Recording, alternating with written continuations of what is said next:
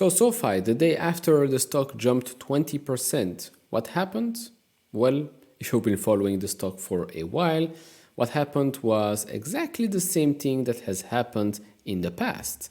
If we look back in the previous earnings report, triple beat, stock goes green, followed by a huge red candle.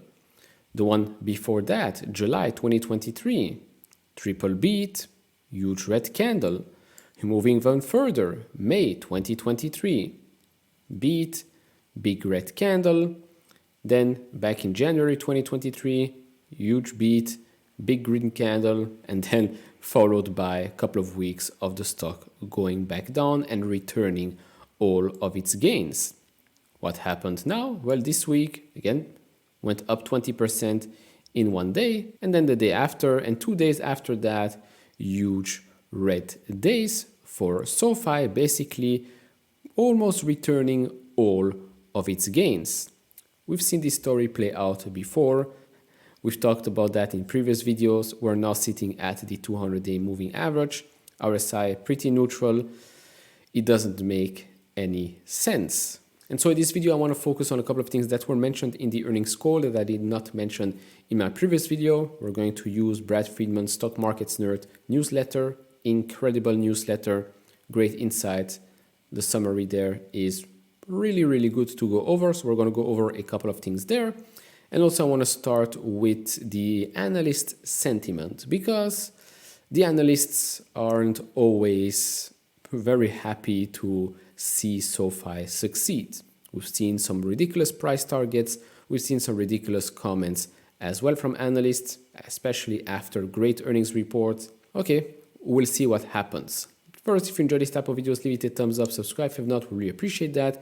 Want to support me even further, do check out the link down in the description and in the pinned comment to get the top 10 best stocks to buy now, or go to fool.com/couchinvestor. Thank you very much. And thank you very much to the 2 new members of this channel. I really appreciate you. So we'll start off with a comment from Truist. They say, we think SoFi is a battleground with bulls highlighting the company's transformative lending, investment, and B2B tech offerings, and bears asserting the company as a glorified bank with questionable underwriting, accounting, and capital practices. The focus is on profitability, fair value accounting, segment growth, and financial guidance. We have, of course, Mizuho with a bullish sentiment here. This is Dan Dolev, as always, pretty bullish on most fintechs.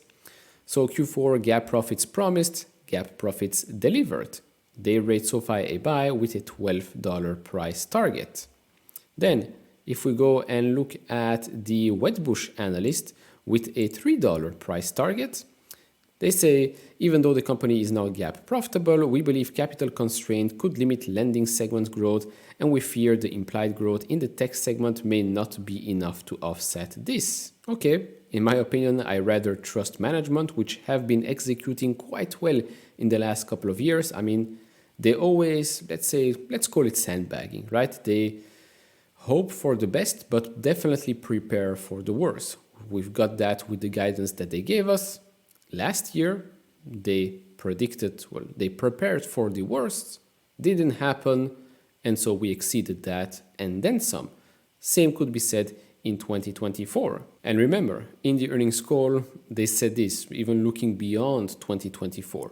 For the 2023 through 2026 time period, we see 20 to 25% compound annual revenue growth, assuming no meaningful change in the macro environment and no significant new business launches or acquisition, such as small-medium business checkings and savings or small-medium business lending, a broader asset management business, insurance, a broader credit card portfolio, the new technology verticals for the technology platform business, or new geography. So they are even giving us segments that they're just not interested to enter in.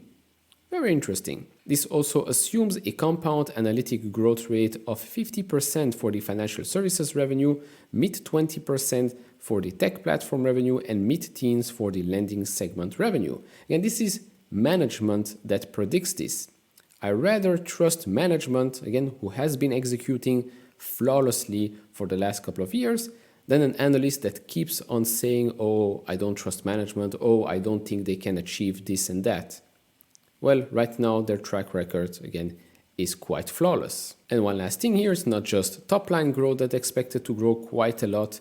They see 20 to 25% EPS growth beyond 2026. Now looking at EPS for 2024, they're factoring in a recession. It calls for per share earnings of 7 cents to 8 cents. For 2026, it expects to deliver earnings between 55 cents and 80 cents a share.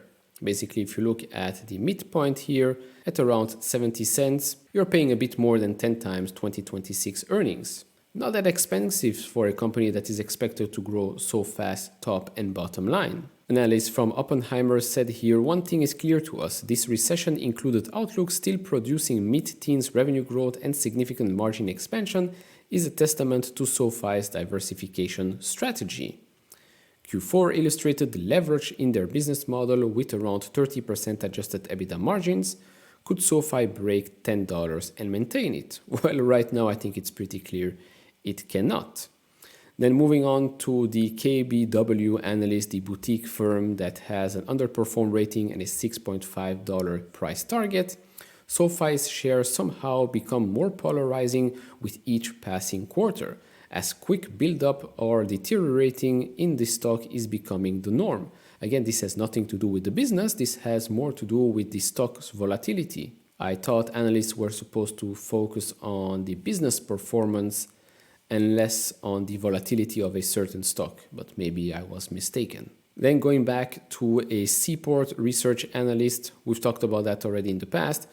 He says competitors use discount rates several hundred basis points higher than SoFi in their fair value marks on personal loan portfolio with similar credit characteristics. We've talked about SoFi's fair value accounting practices that also some people have called out fraud, weird accounting measures. I mean, the excuses are laughable at this point. Going back to Oppenheimer Analyst here, who rates the shares a perform, offered a counter perspective. We get it. Fair value accounting is different from what most companies report, but we've done work and don't see an issue. We've spoken about that and we don't see an issue either. Now moving on to Brad's newsletter here, I want to touch on a couple of things. One, the balance sheet flexibility and some lending demand metrics. So SoFi reclassified around $2.5 billion in student loans as held for investment versus held for sales previously. This was due to its intention to hold to maturity given attractive returns versus pricing trends. A bit more information here. This was the primary driver in its risk-based capital ratio improving from 14.5% to 15.3% quarter over quarter. The regulatory minimum is 10.5%. It also repurchased some convertible bonds trading at a discount to bolster its ratio even more. This added $14.6 million, less than a penny, to its GAAP net income. When it comes to credit cost of capital and deposit, they added $2.9 billion, which allowed it to reduce its warehouse credit usage by another $700 million. Deposits remain high quality with an average depositor FICO of 744. These depositors, 90+% of which are direct deposit customers, are the source of its nearly 300% year-over-year growth in debit interchange revenue. When you look at financial services, this is a segment that has been growing quite fast. Profit contribution previously was non-existent. Right now, we are getting there, but not near the end just yet. So he says here, last quarter it barely broke even. This quarter it reached 18%. This is despite continuing to intentionally incur losses with new credit cards and invest products to support a larger long-term opportunity. The result, 18% isn't even remotely close to the ceiling. It can be much higher today, but the company wants to balance margins with continued rapid growth. Here we get even more numbers. SoFi Money customers rose 54% year over year. SoFi Relay customers rose 74% year over year. Financial services revenue rose 119% year over year. Revenue per product 48% year over year. The annualized incremental contribution margin for this segment was over 90%. One quick note, he adds, just 10% year-over-year invest product growth. This was materially hit by exiting its crypto business. Ex-crypto year-over-year growth was 22%, with assets under management rising 54% year-over-year. Moving on to the tech platform. It says here the transition in its approach to chasing larger customers was called complete.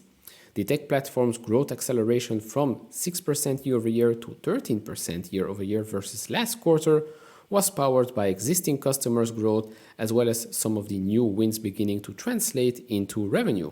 Demand across traditional banks, non-financial institutions, and also the federal government was called strong.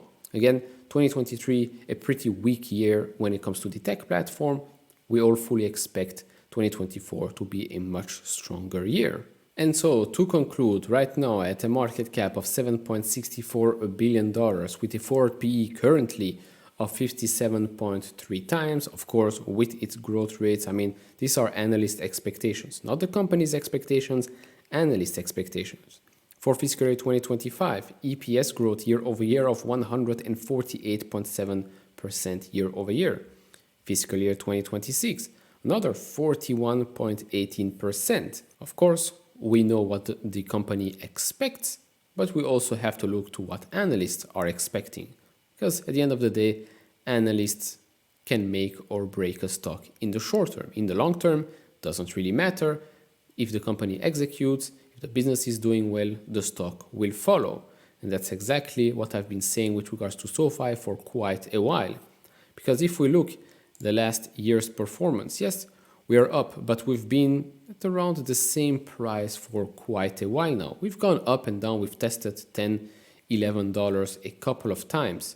But every time we do that, we go straight back down. It is frustrating. Yes, it is frustrating. But again, as long as the business is doing well, as long as management keeps on executing, we shouldn't care.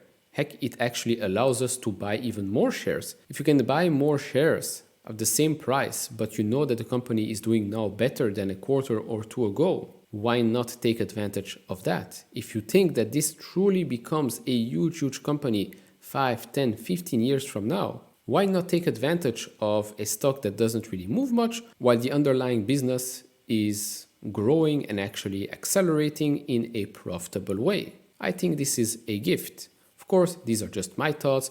Do share your thoughts down in the comments below. If you enjoy this type of videos, give it a thumbs up, subscribe if you have not, and I'll see you all in the next one. Bye-bye.